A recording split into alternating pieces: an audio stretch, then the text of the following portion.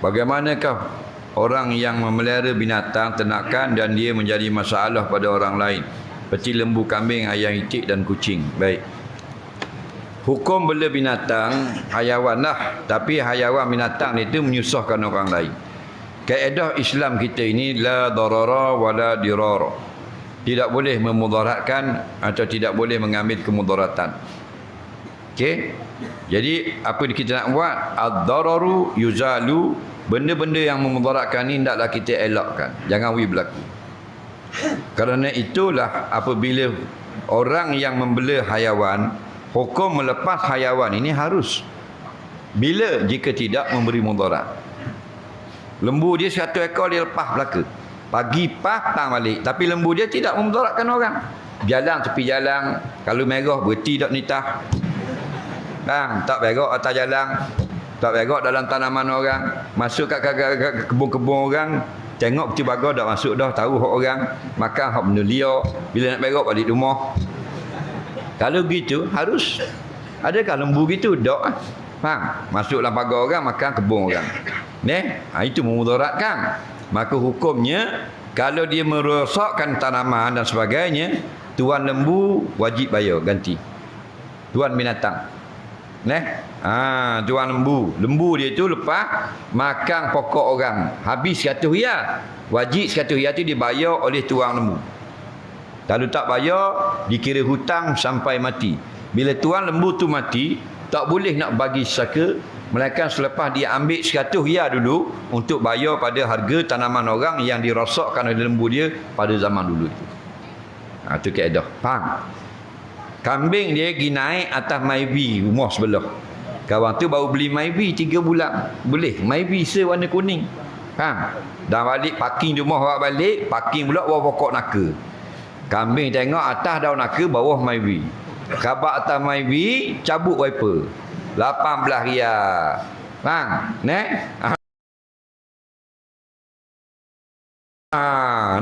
Maka tuan kambing wajib kena ganti 18 riyal harga wiper. Kalau tak ganti, jadi hutang sampai mati. Faham lagi? Itu kaedah. Begitu juga dengan kemalangan. Jika motor langgar lembu, tengok. Kalau langgar lembu tu tepat laluan motor, tuan lembu kena ganti. Tapi kalau langgar tu tepat laluan lembu, tuan motor kena ganti. Guna pula. Laluan jalan ni bukan laluan lembu, laluan kenderaan. Belanggar situ, tuan lembu kena ganti kerosakan motor. Tapi kalau dalam padang tempat dia ceruk rumput, pak dia makan rumput, lembu tu motor tu abah, masuklah padang, langgar lembu. Maka tuan motor kena ganti. Dan itu kawasan lembu duduk. Faham lagi? Dia gitu. Dah, tapi dia lepas juga tak nak buat kau ni. Marah-marah dah. Kalau gitu ambil tuan dia bola kandang. Biar tuan dia jadi binatang pula. Selawat kena ada ijazah ke? Tidak wajib. Dah, kalau ada ijazah lebih baik. Faham lagi? Mana kalau kita beli ikan, kita tahu ikan tu daripada siapa kita beli, lebih baik. Dah, kita tak tahu, dah beli dengan terakhir, kan jual begini, harus dah halal makan. Faham? Apakah hukum menangis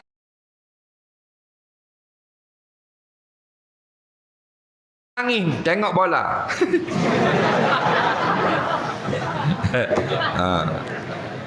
Hujur kan dah. Hujur tak? Tidak, habis banyak mana, wi tanah, wi banglo, wi apa. Dah kan rakyat miskin amat kita ada tanah. Betul tak? Jadi wi kalah dulu. Umur kata saya Johor. Jadi menangis ni, air mata kita ni bukan harganya 2 riyal.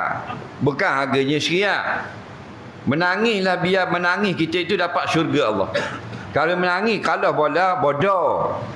Faham lagi? Kerana dia bahan benda lara je. Tak perlu nangis, tak perlu sujud syukur. Tak perlu lah sampai, Ya Allah, Ya Allah. Jangan jadi bodoh kat kita. Barang lara kan tu. Main-main lah. Jangan nebeng kat. Faham?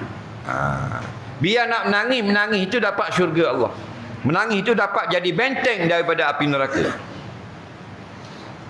Nabi kata ainani la yalijun nar. 2 jenis menangis, 2 jenis mata yang tak masuk neraka. Pertama, ainun bakat min khasyatillah. Pertama, mata yang menangis kerana takut kepada Allah. Dia kenangkan dosa dia, dia lalu takut pada Allah, dia menangis. Dapat masuk syurga. Yang kedua, ainun batat fi tahrusu fi sabilillah. Mata yang tidak tidur, berkekang bersengkang mata, berjaga kerana menjaga sempadan negara umat Islam. Faham? Itu baru mata yang dapat syurga.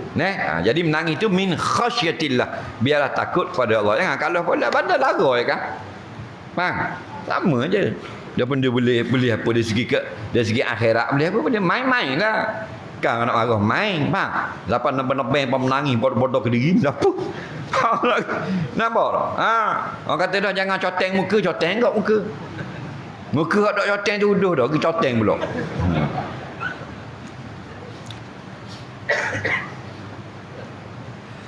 Apakah istighfar yang elok untuk kita amalkan? Sekurang-kurangnya astagfirullah sudah memadai. Kerana maksudnya itu aku memohonkan ampunan-Mu ya Allah dari segala dosa yang telah aku kerjakan. Kita nak lebih lagi astagfirullahalazim alladzi la ilaha illa huwal hayyul qayyum wa atubu ilaih. Setiap istighfar termasuk zikirlah. Maka segala zikir dan doa yang terbaik, yang maksur, itu datang dalam hadis yang Nabi baca. Kemudian doa-doa ataupun zikir yang dikarang oleh ulama-ulama salafus saleh dan sebagainya. Pokoknya harus. Tapi jangan kita kata yang tok guru kita karang istighfar itu lebih baik. Mesti yang afdal ialah yang datang daripada Rasulullah sallallahu alaihi wasallam. Soalan seterusnya, bagaimana nak mengatasi suami yang panah barang? Barang ni makna barang. Barang ni maknanya panah, jenis panah. Jenis pangoh, derah nak mecok, nak marah mo. Jadi kalau suami barang nak buat apa ni? Tuhuk dalam barang. Pasal apa? Dalam barang ni ada air. Dalam barang ada air. Ada air baru panggil barang. Kalau gerak saja dah panggil barang. Nah, tuhuk mana katil lama. Tuhuklah barang lah panggil ni. Apa mana barang? Bahasa Terengganu. Barang tu maksudnya gerak yang dalamnya ada air. Bapa tuhuk suami pemanah dalam air. Dan Nabi suruh. Nabi kata mana? Nabi kata, nampak? Innamal ghadabu min nar. Sungguhnya panah baran itu daripada api neraka. Wa innama yujibun nar al-ma, hanya air sajalah yang memadamkan api. Maka faman ghadiba falyatawadda, siapa yang panah barang maka hendaklah dia mengambil wuduk. Kerana apa? Kerana wuduk itu menyejukkan orang yang panah. Kerana dia ada kesang daripada api neraka. Dalam hadis lain Nabi kata, orang yang baran itu merah kedua lehernya daripada kesang api neraka. Tu. Bukanlah maksud tu lah barang nak khabar sini. Penyakit ni kalau kita ni jenis panah, ambil wuduk. Kerana wuduk dia akan menyejukkan kita. Kalau kita berasa nak terajang anak, kita ambil wuduk tak jadi terajang. Tak lagi. Bab barang kita ni kadang-kadang melampau batas. Kesalahan anak tu kecilnya kita sepak dia. Nak, kenapa? Barang punya pasal. Dan orang barat ini orang jauh, tak ada orang nak berkawang dia. Dia duduk minum air, orang kat punggung dia bayar. Nak, kenapa? Cakap nak marah orang. Cakap nak marah orang. Nah, orang pun tak suka. Jadi kalau orang puan nak nikah dengan orang lelaki, jangan tengok misal Oh, semak misal jadi ya. Jangan. Tanya ke orang tu, perangai molek ke tak? Sebab bukan kita nak share dalam grup WhatsApp. Kalau grup WhatsApp apa, kita tak kenal live grup. Tapi dah nikah dah, nolak live grup kepala otak mana? Faham lagi? Tak ke rohok tanggung ke dia?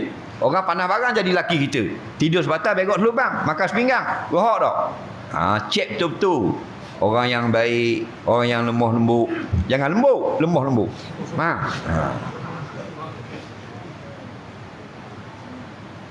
Apakah pandangan otak orang yang selalu baca Yasin tapi jarang baca Quran? Dia kata orang tu suka baca Yasin tapi tak baca Quran. Dah Yasin tu surat khabar ke guna? Kau tak faham juga orang marah ni. Yasin tu apa? Nabi kata ikra'u Yasin. Bacalah surah Yasin. Dan hadis yang lebih umum ikra'ul Quran. Bacalah Quran. Fa innahu ya'ti yaumal qiyamah syafi'an li ashabi. Kerana Quran yang kamu baca itu dia akan datang pada hari kiamat kepada kamu, memberi pertolongan pada kamu. Kerana hari itu kamu susah. Dalam hadis ini Nabi kata ikra'ul Quran. Bacalah ayat Quran. Ada tak sebut surah mana? Tak sebut. Dan kalau kita baca Yasin masuk tak? Masuk dah. Boleh sungguh. Bawa anda dia nak baca Yasin Umar pun. Dah kalau baca semua Quran lebih baik. Dah kalau baca satu huruf, satu surah saja pun sudah memadai. Kerana apa? Kerana dikira bukan atas nama surah, dikira atas huruf. Asalkan huruf itu daripada Quran yang turun daripada langit. Nabi kata man qara'a harfan min kitabillah falahu hasanah. Al hasanatu bi asyri amsalihha. Siapa baca satu huruf daripada Quran, maka dia dapat satu kelebihan pahala. Setiap satu kelebihan pahala ganda 10. Jadi siapa Nabi kata baca alif lam mim dah 30 pahala. Paling kurang ila sab'ami'ah sampai pada 700 ganda. Jadi kalau kita malas sangat, kita baca Fatihah sudah memadai sehari. Fatihah ada 156 huruf kali 10 1560 pahala. Malas sangat dan juga baca bismillahirrahmanirrahim 190 pahala. Kerana bismillah 19 huruf. Dang tak bismillah kita sibuk kita kontraktor kan. Baca nun saja dah lah. A'udzubillahi minasyaitonirrajim. Bismillahirrahmanirrahim. Nun. Sadaqallahul azim. Pergi. Faham tak? 10 pahala. Faham? Bila 10 pahala bukan kerajaan Terengganu bayar. Allah bayar. Berlipat kali ganda seluas langit dan bumi di akhirat nanti. Betul tak? Kalau Nadia nak baca Yasin ke apa ni, minat baca Baqarah sok mau pandai dia. Seorang laki-laki dia jadi imam zaman Nabi lah. Dia jadi imam tapi di kampung lah bukan Madinah. Mayang garik Fatihah kulhu Allah. Isya kulhu kok 2 rakaat. Subuh kulhu kok. Mayang raya kulhu kok. Mayang maaf kulhu mo. Orang panggil tu imam kulhu. Jadi panasang ni makmum jemaah ahli qaryah dak puas hati buat rombongan pergi Madinah ngadu pada Nabi. Ya Rasulullah, kampung kami ada seorang imam tak ada baca surah lain kul huwallahu ahad. Semua pagi petang siang madang bertahun-tahun dah. Bang. Jadi tujuan nak komplain supaya tu kau imam lain. Nabi kata betul tak kamu cerita ni? Nak belakang-belakang. Ya betul. Kami jadi saksi. Okey kalau gitu mau balik mau khabar ke tu imam tu nanti surah Ikhlas pipin dia masuk syurga. Ali habis ramai-ramai. Faham? Tahu tak? Baca surah apa pun. Cuma janganlah tukar surah Fatihah semayang baca bahang surah Yasin. Tak ada Fatihah tak boleh lah kerana itu rukun semayang. Satu kes pasangan suami isteri berkahwin di sebelah Thai. Bila balik Malaysia pasangan sebut nak daftar kahwin tapi belanjanya capai 40,000. Bila daftar di Perlis belanjanya 1,500. Adakah peraturan setiap negeri berbeza-beza? Setahu saya berbeza-beza. Musafir untuk tengok bola, hukum dia gana ustaz? Hukum dia nampaklah bola kalau dia cakap. Kamu tanya boleh tanya semayang ke tanya bola? Dia tu musafir kita tengok bola. Dah gila musafir. Apa makna musafir? Orang yang berjalan jauh. Jauh mana? 85 km ke atas. Jadi Bukit Jalil bukan Bukit Jom. Memang 490 km. Tambah lagi. Faham tak lagi? 40 kilo daripada Kuala Lumpur. Daripada Tul Gombok. Faham tak lagi? Bukit Jalil. Okey? Dah boleh dah jamak konsert. Tengok tujuan. Bapa mungkin Bukit Jalil nak pergi Skodeng. Ada seorang perempuan yang kerja di Bukit Jalil bahagian tekek. Dia pakai skirt semua. Kita nak pergi Skodeng. Tak boleh jamak kosong pasal tujuan awak kau siap. Kerana kaedah kita ar-rukhsatunatul ma'asi. Jamak kosong semayang ni rukhsah, tidak diberikan pada perkara yang bertujuan maksiat. Dah nak pergi tengok main bola aje, boleh jamak kosong. Dah kalau nak sedap tak payah jamak, tak payah kosong. Keluar pada khilaf. Keluar pada khilaf, semayang mesti biasa. Okey? Soalan seterusnya. Kalau orang sebelah tak mau rapat sah, apa perlu saya buat? Tariklah. Kita sebelum takbir, tengok dia duduk jauh, pegang tangan panggil. Dia ketak ni, nak tumbuk ni. Baru kita solayang lah, orang gila lah tu. Ni tarik molek, jangan tarik kuat. Faham lagi? Biar jaga budaya kita orang Melayu. Bila kita nak ajak buat satu yang baik, dengan cara yang baik ya. Pegang tangan dia, main rapat sikit. Takkan yang nak marah. Tak. Ni dokmu tengok dia jauh, mungkin tunggu tanya soalan. Terik yang rapat. Walaupun tengah semayang. Kita tengah semayang dah. Masuk orang baru duduk jauh. Sunat pegang tangan dan tarik. Jangan senjauh. Faham? Tarik perlahan. Soalan seterusnya. Duit pecing mana lebih bagus? Pergi haji ke atau keperluan hidup untuk renovate rumah, beli kereta? Kalau dapat duit daripada berhenti kerja, pencen dan sebagainya itu, cukup jumlah untuk pergi haji, dan rumah kamu sudah ada dan sudah ada kenderaan untuk keperluan, maka wajib kena pergi haji. Tak ada pilihan. Tapi kalau kamu dapat duit pencen itu dapat membeli sebuah rumah untuk duduk, tak wajib lagi pergi haji. Kerana sebuah rumah itu adalah keperluan asas seorang manusia. Mu ada dah kereta, nak beli kereta yang kedua, tak boleh. Wajib kena pergi haji. Kereta pertama tak apa. Tak ada kereta lagi, nak beli kereta, nak senang naik anak bini. Nak pergi situ sini senang. Faham? Maka boleh beli kereta dulu, maka kita tak wajib pergi haji. Kerana modal setikang. Faham? Tapi dah ada kereta, cuma nak beli kereta kedua. Menjadi properti je lah. Rumah kedua, tak boleh. Wajib kena pergi haji dulu. Kalau modal setikang. Soalan seterusnya. Apakah hukumnya kita bergembira bila tengok orang lain kena jail? Dalam kampung tu ada orang pengedar dadah kena jail. Faham? Dia gembira lah. Tengok tujuan dia. Dia gembira kerana apa? Kerana orang itu akan diinsaf. Dan orang-orang yang berada di luar ni terlepas daripada kemudaratan dia. Maka hukumnya boleh. Faham? Tapi kalau kerana nafsu saja atas dasar sakit hati dan sebagainya, tak boleh. Kerana kita sama-sama orang mukmin. Lepas tu kita nak bergembira atas kesusahan orang, biarlah ada tujuan. Maslahat agama, maslahat orang ramai. Faham lagi? Soalan seterusnya.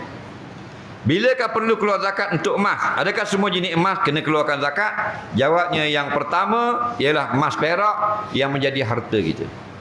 Itu yang tidak ada khilaf. Banyak mana harga? 85 gram. Kalau 8 gram tak kena. Kita ada emas 85 gram dan sampai haul cukup setahun. Kenalah zakatnya. Tapi kalau kita gali dalam tanah, jumpa emas zaman dulu. Dia ada tulis situ, Lopez de Square 1409. Oh, ni orang Portugis, bukan orang Islam. Ini harta rikas. Maka kena keluar zakat 20%. 1/5. Mana kalau 1.200.000 zakat. Tapi kalau emas yang kita beli jongkong emas. Jongkong emas, contohnya kita jenis suka simpan emas. Orang laki-laki boleh tak beli emas? Boleh ya. Yang tak boleh pakai emas. Faham? Orang laki-laki boleh beli emas. Okey. Jadi sebulan kita beli sekilo. Sekilo tak mahal, dalam 270.000 ni tak? 270.000 sekilo. Beli sebulan sekilo. Beli. Faham lagi? Tu beli jadi milik harta lah. Maka kalau milik kita tu 85 gram ke atas sampai setahun, kena bayar zakat 2.5% daripada nilai. Kalau daripada sekilo lah 2.5%. Faham?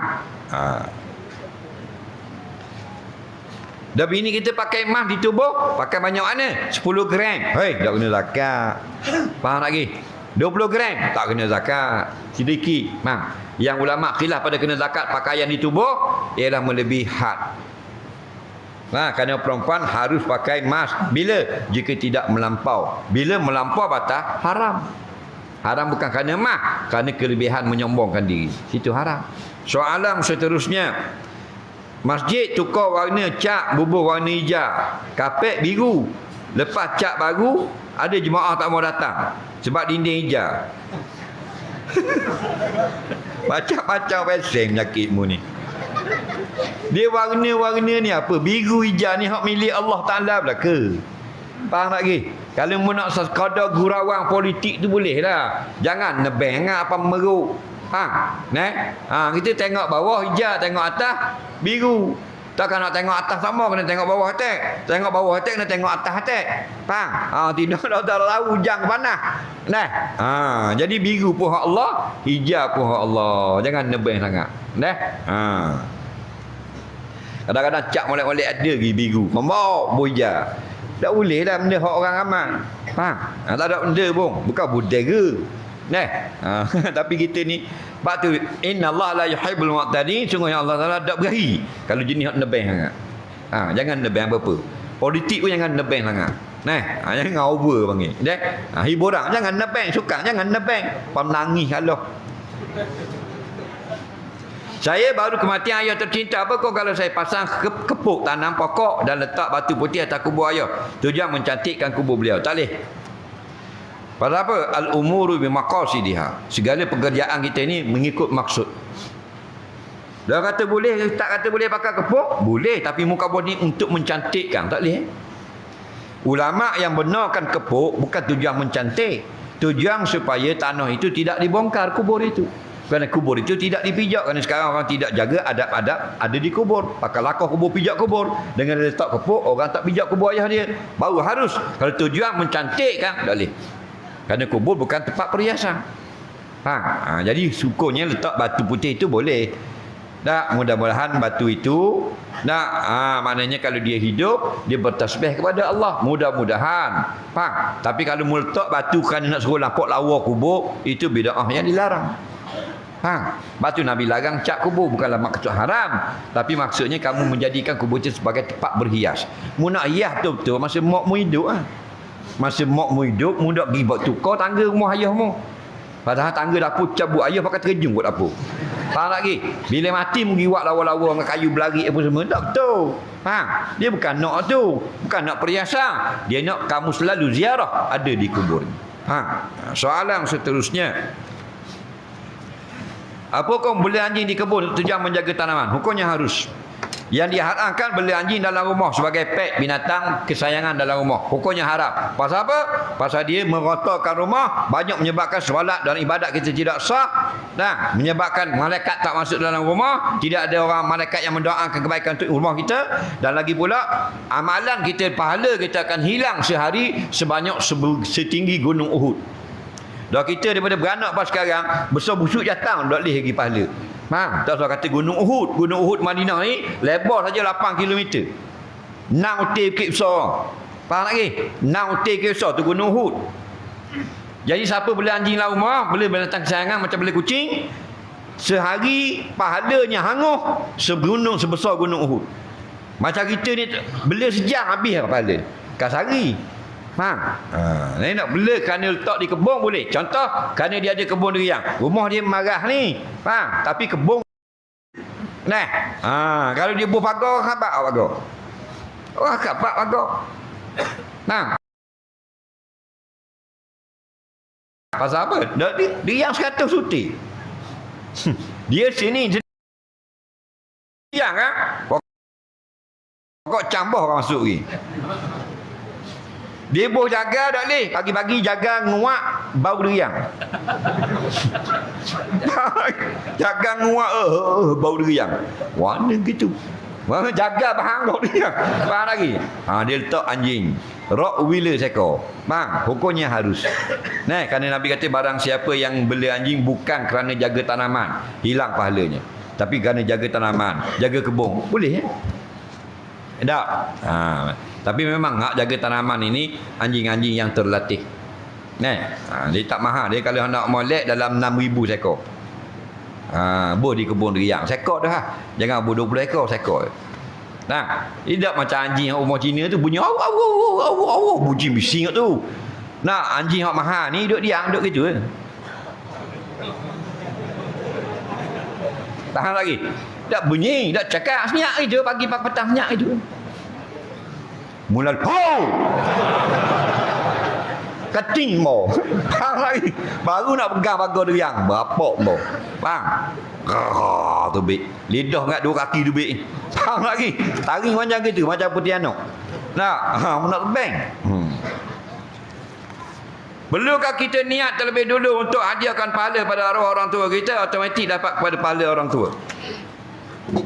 Ulama berselisih dalam soal ini. Pendapat yang pertama kita niatkan, ya Allah, aku hadiahkan pahala bacaanku tadi kepada arwah ibuku, contoh. Pendapat yang kedua, automatik setiap dilakukan oleh anak, ibu bapa dikira orang mukmin dapat secara automatik. Jadi kita nak yang terbaik, kita niatkan lebih baik. Okey? Soalan seterusnya, kita tengok aurat pemain bola yang tak tutup aurat, dosa tak? Dia pergi stadium kan nak tengok bola, dia tengok lah. Bola tak kena dah, dia tengok orang rebah. nampak ber. Dia kata hukum tengok aurat. Nak tahu jawapan ni kena tengok apa makna aurat. Aurat ini makna ma yahrumu nazruhu. Perkara yang haram kita tengok. Mungkin kita tengok aurat, haram tak? Dah sudah terjawab. Okey? Haram. Pakai banyak kereta dosa tak? Berapa dosa pula? Dia ada 6 kereta kerana dia ada duit. Berapa dosa pula? Bang. Yang dosanya hutang tak ayo. Tahu lagi. Hutang orang tak ayo. Nah, kereta nak buat hutang orang tak ayo. Itu dosa. Setelah berlaku kematian wajib tak baca talqin. Talqin ini sunat. Mana? Sekali ketika dekat nak mati, yang kedua selepas tanam. Yang dekat nak mati masa mana? Masa dia nazak. Kita kata la ilaha illallah. Tu talqin lah tu. Nampak? Apa tu? At-talqinu. Nampak?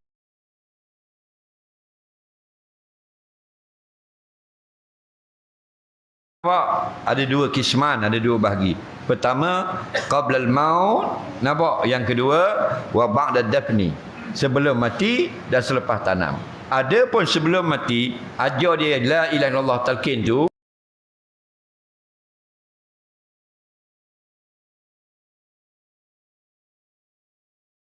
Ijma' ulama' 4 mazhab. Hanafi, Syafi'i, Maliki, Hambali. Sunat. Faham?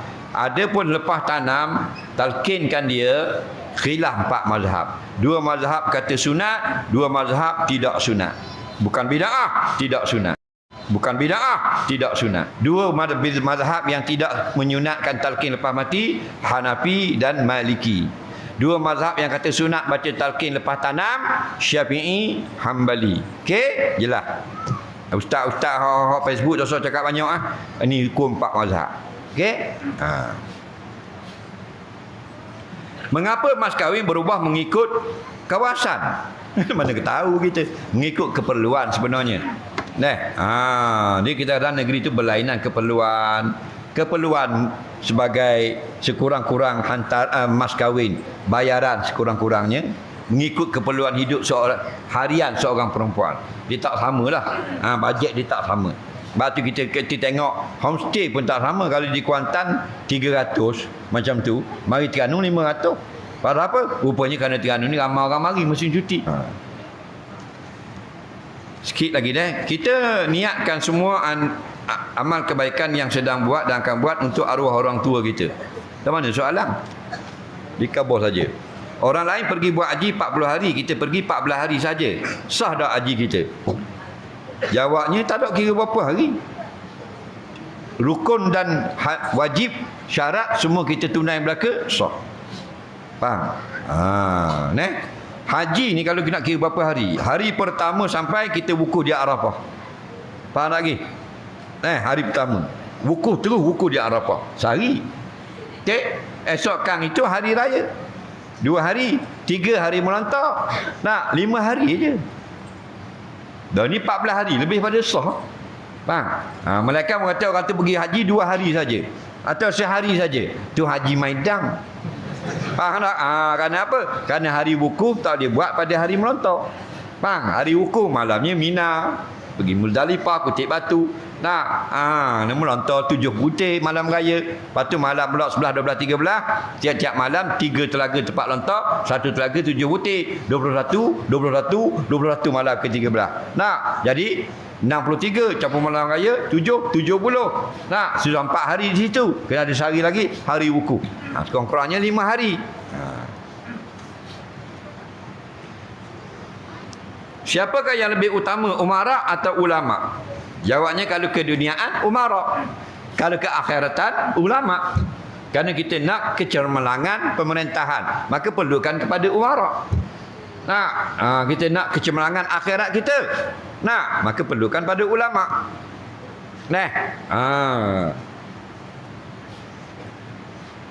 Kita kata semuanya kena ulama belaka, tak betul lah. Ada kalanya ulama itu kita tidak diperlukan pada ketika tertentu. Batu ulama bila kereta dia rosak, contohnya exhaust pecah, dia pergi kedai exhaust ke dia panggil tok guru lain beki? Dia pergi kedai exhaust, padahal tukang kedai exhaust tu luar main dek kata-kata. Bang, kerana apa? Dia tahu autoriti ni. Faham? Ha. Rumah ulama paip bocor ke dia dipanggil tukang paip ke panggil tuk panggil tukang paip. Nah, tukang paip bila nak teri panggil ulama, tengok keadaan. Okey? Ha. Bukan semua mesti ulama, ada keperluannya. Lepas tu ada bank, ada orang ahli dalam keuangan, ada pakar dalam kejuruteraan, ada pakar dalam ulama ilmu akhirat. Itu semua tu penting mereka. Nah, jadi yashuddu ba'dhum ba'dha, kehidupan kita ini saling menguatkan satu sama lain. Nah, cuma nisbah kalau pada keseluruhan yang keakhiratan itu lebih mulia. Faham lagi? Ha. Macam kata kita nak naik kapal terbang nak berlepas 400 orang, tiba-tiba pilot sakit perut. Tak boleh nak bawa kapal terbang. Nak masing-masing sudah tak balik dah, kita tak balik dah, esok nak raya ni. Faham? Tiba-tiba datang seorang lelaki, tak apa, jangan bimbang. Rupa-rupanya dalam jemaah kita dalam kapal terbang ni ada seorang tok guru yang sangat warak. Jadi minta dia bawa lah. Mau naik tak kapal terbang? Aku tembak. Memang dia warak sungguh. Semayang pun semayang malam, puasa sunat tak tinggal. Kita biar dia bawa kapal terbang. Bahar tanah habis lagi. Tak? Kena faham situ keperluan. Situ kita perlukan orang pandai bawa kapal terbang, pilot. Bukan kita perlukan guru ngaji Quran.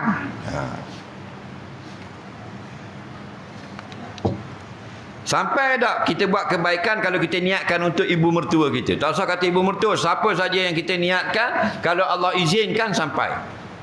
Syaratnya amal yang kita buat itu ikhlas. Barulah kita kata, baru sah kita kata Allah menyasawab bama qara'na min suratil Fatihah, contohnya ila ruhi fulan ila fulan. Kata Yatur Wahbah Zuhaili, yasilu sawabuha ilal mayyit insya-Allah. Sampai pahalanya kepada mayat insya-Allah jika Allah menghendaki. Manakala Allah tak izin, tak sampai. Soalan seterusnya. Boleh tak kita qada semayang arwah ibu bapa kita? Tidak boleh. Pendapat yang muktamad dalam 4 mazhab, hendaklah kita lakukan amalan kita, qada semayang kita fardu dan sunat, kemudian baru kita doakan pahalanya untuk ibu bapa kita, supaya mudah-mudahan bertambah berat amal kebajikan dalam suratan amal ibu bapa kita. Nah, kerana nafs yang paling kuat, boleh kita tolong qada dalam bab puasa, boleh qada dalam bab haji, badal haji, boleh kita tolong bayar hutang ibu bapa kita, boleh kita tolong puasa masal pidah dan sebagainya. Kerana ada nas, ada pun semayang, pendapat yang muktamad tidak. Faham lagi? Soalan seterusnya. Apakah hukum isteri masak tak sedap? Jadi kita pergi makan kedai. Jawabnya kena makan juga isteri walaupun tak sedap. Kerana apa? Kerana yang mu dipilih dia pasal apa? Mu pilih masak tak sedap. Sebab hari tu masa mu nak nikah dengan dia, mu tengok muka dia, mu tanya masak. Mu tengok muka je, tak tanya masak tak masak. Lepas tu bila dah mu nikah, masak tak sedap, mu komplain pula. Lepas tu kena terima. Bang. Waktu kita tak di-komplain kalau lepas nikah, bini kita tak ada jahit. Sebab hari tu mu tak tengok jahit tak jahit, mu tengok muka. Faham tak lagi? Lepas tu Nabi kata, tungkahul mar'ah li arba'. Biasanya perempuan itu orang kahwin sebab 4. Salah satunya li jamaliha, duk tengok muka je. Jadi kalau isteri kita masak tak sedap, kita makan sama insya-Allah akan rasa sedap juga. Kalau kita rasa sayang pada dia, kita akan rasa sedap. Sebab kalau kita tanda kita sayang seseorang, segala yang dia buat kita rasa sedap belaka. Faham lagi?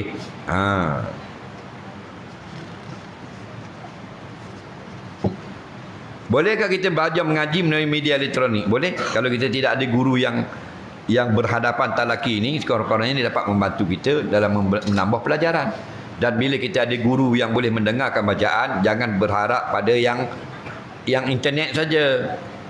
Memang kita belajar dalam internet dan sebagainya, dalam YouTube dan sebagainya, tapi cari seorang guru hidup, kita kena perdengarkan bacaan kita supaya dia dengar bacaan kita. Sebab tidak ada orang yang nak tasheh, nak mengesahkan. YouTube boleh tasheh. Tapi kalau elektronik, kita ada buat live dengan guru agama, kita perdengarkan bacaan, dia dengar dalam video, itu boleh, kerana dia dapat dengar.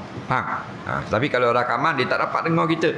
Soalan seterusnya, dahan pokok jiran masuk dalam kawasan rumah saya, boleh tak saya tebang? Boleh, dengan syarat. Syarat mana? Suruh dia alih dulu. Dahan dia tanam dalam pokok, dalam tanah dia. Tapi dahan dia masuk dalam pagar kita. Ni pagar kita dia pergi masuk. Sebab dahan pokok ni tak kira tuang. Kalau kira tuang semua tubik konum belaka. Dia pergi masuk kok kita.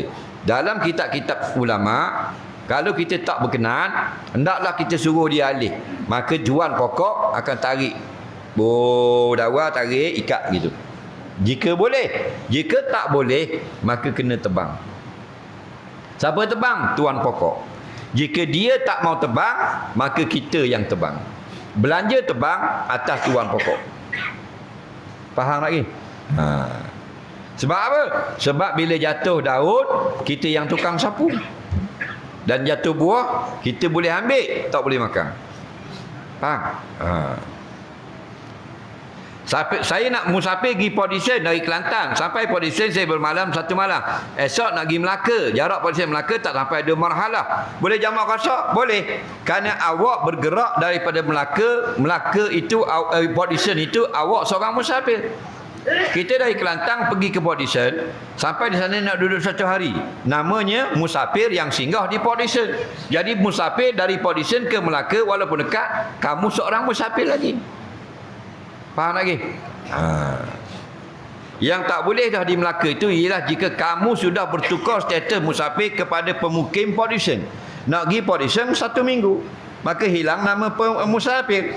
Maka kamu gerak pula daripada Port Dickson ke Melaka dekat, walaupun 60 kilo saja tak dapat nama musafir. Kerana apa? Kerana kamu daripada pemukim Port Dickson.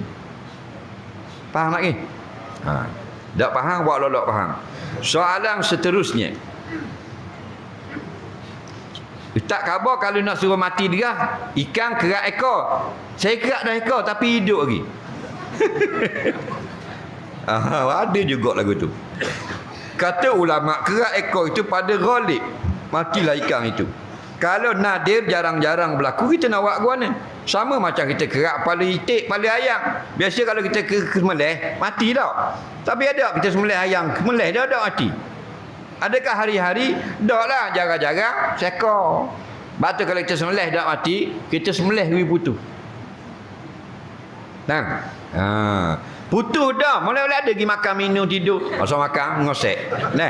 Soalan seterusnya, kenapa orang jadi gila isim bila belajar ilmu agama? Sedangkan ilmu itu kan disuruh belajar. Ni orang gila tanya. Dia kata, apa kita belajar ilmu agama jadi gila ising? Kan ilmu agama tu disuruh belajar. Bila pula belajar agama jadi gila ising? Tak ada lah. Kalau belajar agama jadi gila ising, tak dang ilmu gila. Ulama gila dulu. Faham? Ulama banyak mana ilmu je. Tafsir penuh dalam dada. Nah, Imam Hanbali 400,000 hadis ingat. Ibnul Mubarak, Abdullah bin Mubarak 1.2 juta ingat hadis. Hafal. Dia dulu gila. Yang jadi gila ni bukan belajar ilmu agama, belajar ilmu sesat. Faham lagi? Baru jadi gila. Al-ilmu nurun yugzafu fil qalbi. Ilmu itu cahaya yang menerangi hati. Mana jadi gila? Faham? Dia belajar ilmu sesat. Dia kata ilmu ni mu kena pusing. Pusing nama Tuhan, pusing nama Nabi, pusing bismillah baca kat belakang.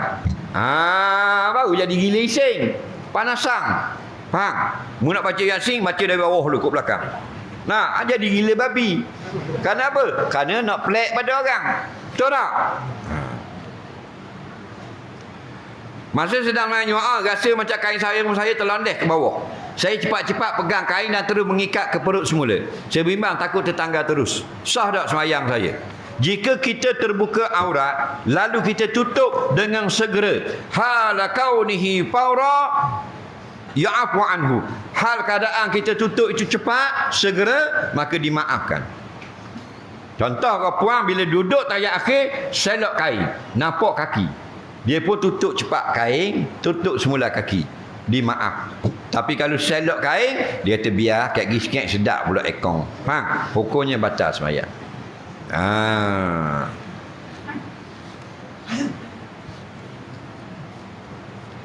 Ada orang kata orang laki-laki tak boleh pakai baju lebih daripada 2 warna atau 3 warna. Bukan tak boleh, maksudnya afdal pakai baju yang tidak banyak warna. Kerana yang banyak warna itu seperti orang perempuan. Apakah tanda-tanda kita sedia untuk bernikah? Setelah kamu ada pasangan, ada perasaan, ingin mendiri rumah tangga dan ada keuangan yang dapat memberi nafkah, makan minum anak dia. Itu tanda-tanda tu. Nak, dia gitu.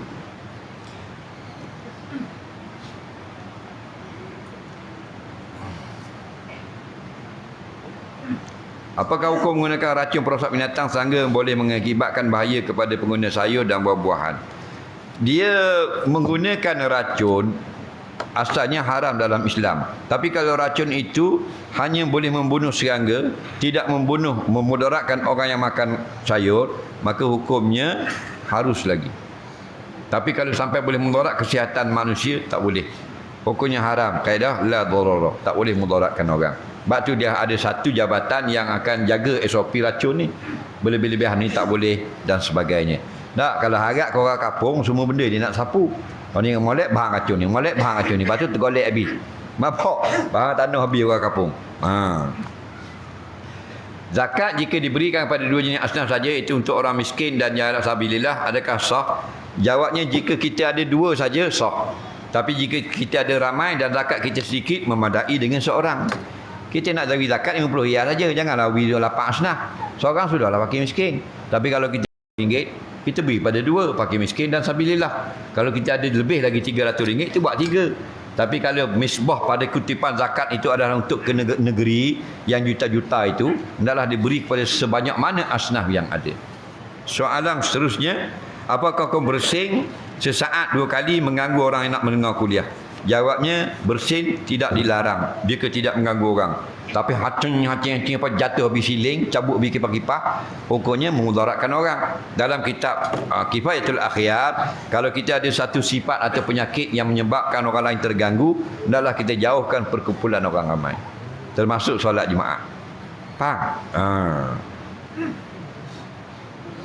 Saya ambil wuduk biasanya tak ambil beratlah bahagian bawah kuku. Adakah sah wuduk saya? Jawabnya tidak sah. Mana jika kuku itu sudah terlebih daripada daging. Kuku yang rapat dengan jari itu tak apa. Itu dikira batin. Kuku yang kosong, terbuka, terlebih daripada jari, kosong di bawah, itu wajib kena air. Kerana itu dikira bahagian yang zahir. Apakah hukum orang perempuan yang uzur masuk dalam masjid? Masuk uzur di sini ialah keluar haid. Hukumnya harus. Perempuan boleh masuk dalam masjid walaupun sedang haid. Faham? Tetapi tidak boleh berhenti. Batu Nabi kata pada Aisyah, mu tolong ambil tika semayang, tika dalam masjid. Aisyah kata, saya haid. Nabi jawab, haid bukan pada tanganmu. Maknanya masuk bukan duduk dalam masjid. Masuk dan ambil saja barang dan keluar. Batu kata, illa abirus sabil, tidak boleh orang yang ada besar masuk dalam masjid, melainkan sekadar lalu. Jadi orang perempuan uzur ini di sekadar lalu saja boleh. Dia nak balik kono belakang jauh, ke depan ada anjing, dia pun nitah dalam masjid, dia haid boleh jika tidak menitik darahnya. Ada orang masuk duduk tak boleh kerana dia orang berhadas besar. Okey?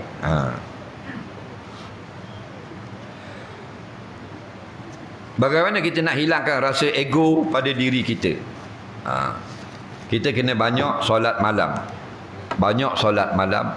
Bila kita sujud itu, kita ingat kebesaran Allah. Dan kena istighfar, banyak minta ampun daripada dosa. Kerana apa? Kerana bila dosa kita banyak, dia akan mengikat diri kita, menyebabkan rasa kita hebat. Nah, ada orang-orang ego tu dia banyak dosa. Nah, orang yang tak banyak, orang tak ada dosa, orang banyak bertaubat, dia jadi rendah diri. Faham? Dia mari seh, dia panggil. Dosa banyak, ini mari seh, masuk atu. Nah, dia buat tu hebat. Hebat Quran ni jadi daripada air mani.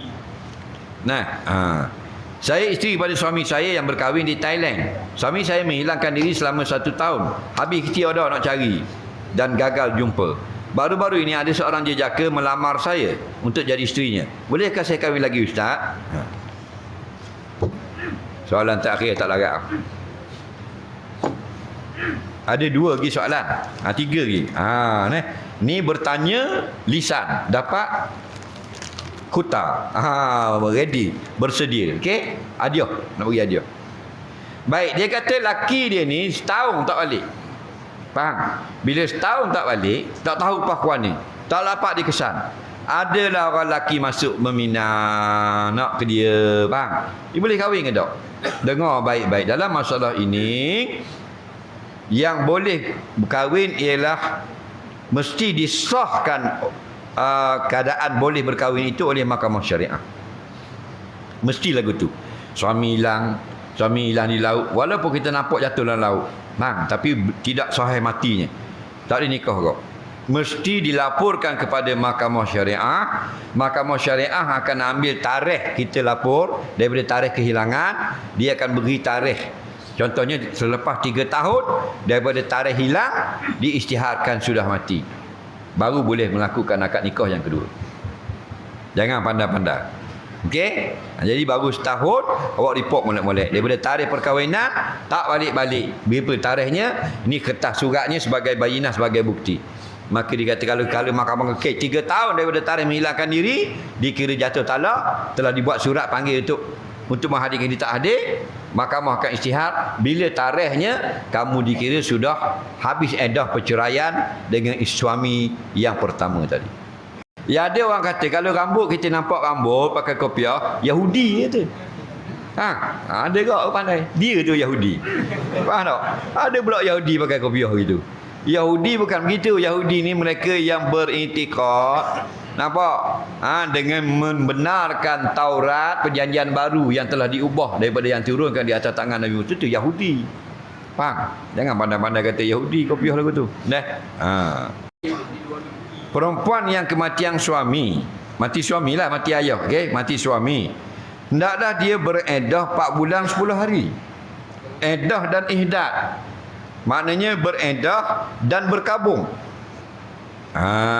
Lain pada yang mati suami tidak ada berkabung, hanya harus. Faham lagi? Tapi orang perempuan yang mati suami wajib yatarabbasna bi anfusihinna arba'ata asyhurin wa asyra. Mereka mentahankan diri mereka, menghitung hari-hari iddah mereka selama 4 bulan 10 hari, 130 hari. Tak boleh pakai lawa-lawa, tak boleh pakai wangi-wangi, tak boleh pakai perhiasan, tak boleh pergi jalan, melainkan darurah. Darurah mana? Dia sakit, rebah dalam bilik air, nak pergi hospital boleh. Dia nak cabut gigi, sakit, boleh pergi klinik. Tak ada orang nak tolong beli nasi, dia nak pergi beli beras kedai, dia boleh tubik pergi jalan kaki. Sana tak ada orang nak pergi beli, boleh. Orang mari ikan, jual ikan, beli duduk luar jalan, pagar rumah dia boleh tubik. Kalau tak ada orang nak suruh, kerana jual ikan masuk rumah, jadi nikah dengan dia pula, dia tubik. Faham lagi? Jadi nak pergi jalan tak boleh. 130 hari. Bila habis iddah 131 hari ke 131, ambil dia. Dia kata kalau kita nak istighfar, astagfirullah dengan Allah. Tapi kalau dengan manusia tak boleh istighfar. Kita istighfar dengan Allah. Nampak? Astaghfirullah. Kerana Allah saja boleh menghapuskan dosa kita. Manusia tak boleh. Manusia kena minta maaf. Kalau libat dengan manusia. Libat dengan manusia ni ada 2. Satu, hartanya. Satu, maruahnya. Kalau hartanya, mesti kena bayar. Contohnya kita ada curi selipar dia. Bang, kita sekarang sudah bertaubat, kita kena ganti selipar tu. Kalau ada, kena beri selipar tu balik. Kalau tak ada, kena bayar nilainya. Tapi kalau dia kata saya halalkan, lepas. Kalau tidak, kita tetap wajib istighfar dengan Allah. Kerana mengambil harta orang juga dosa kepada Allah. Wajib istighfar, minta maaf pada Allah. Tapi hal kita dengan tuan barang itu tak selesai. Mana kamu akan dibicarakan pada padang mahsyar. Kalau tuan dia halal, lepas. Kalau tuan dia tak halal, kamu kena bayar. Bayar di akhirat, tidak bayar duit. Bayar dengan pahala. Kalau kita tak sebut kesalahan pun, dia tahu apa salahnya, maka hukumnya tak payah kata. Tapi kalau kita tak kata, dia tak tahu. Contoh kita ada khianat dia, kita ada sihir dia, kita ada jumpa bomong untuk sakitkan anak beranak dia. Tapi bila raya minta maaf dia, ada apa salah, tak boleh. Kita kena nyatakan, biar jelas. Saya ada sihir awak, saya yang buat anak awak hari tu, saya yang buat ayah awak itu. Saya nak minta maaf, minta halal. Itu cara dia. Mudah-mudahan Allah berkati pertemuan kita. Allah manfa'na bima 'allamtana, limna bima yanfa'una, rabbana zidna 'ilma. Rabbana atina fid dunya hasanah fil akhirati hasanah wa qina adzabannar. Wa sallallahu sayyidina Muhammadin wa ala alihi wa sahbihi wasallam. Walhamdulillahirabbil alamin. Assalamualaikum warahmatullahi wabarakatuh.